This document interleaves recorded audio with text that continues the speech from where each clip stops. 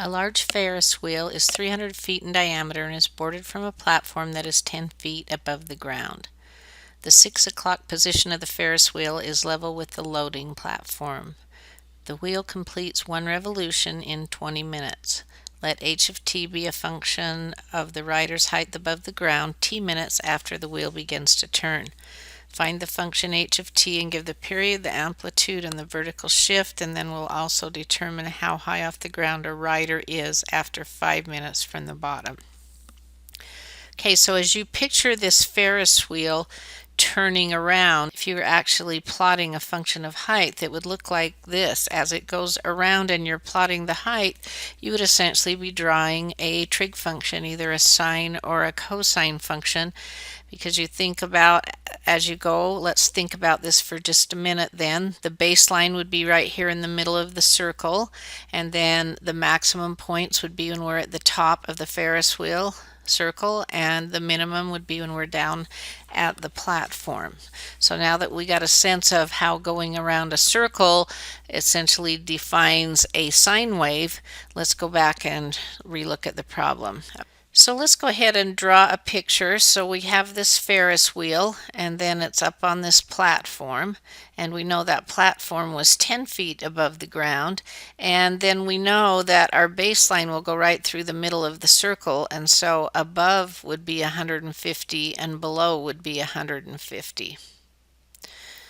So let's go ahead and think of then, do we want to use a sine or a cosine? And we could use either one. I'm tempted to use a cosine because when I'm down here on the platform, I'm essentially at a minimum, and so a cosine function at 0 will be at its maximum, but if I put a negative in front of it, then that will reflect it and it will be about its minimum. So I'm going to write h of t using a cosine function with a negative in front, and my amplitude above and below here is 150.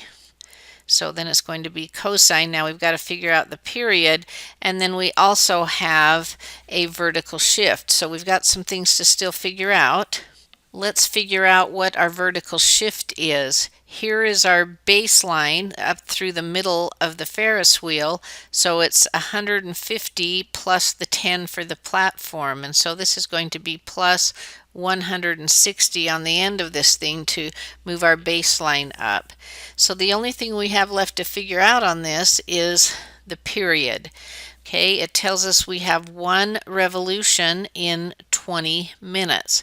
So essentially this is going to cycle every 20. Not got a pi in it. So I'm going to take the normal period for cosine, divide it by omega, and put that equal to 20, because it's cycles or circles every 20 minutes. Now let's solve this for omega. So we would multiply both sides by omega and then divide both sides by 20. And so the omega, which is what's sitting in front of our t in our trig function, is going to be pi over 10. So here is our function.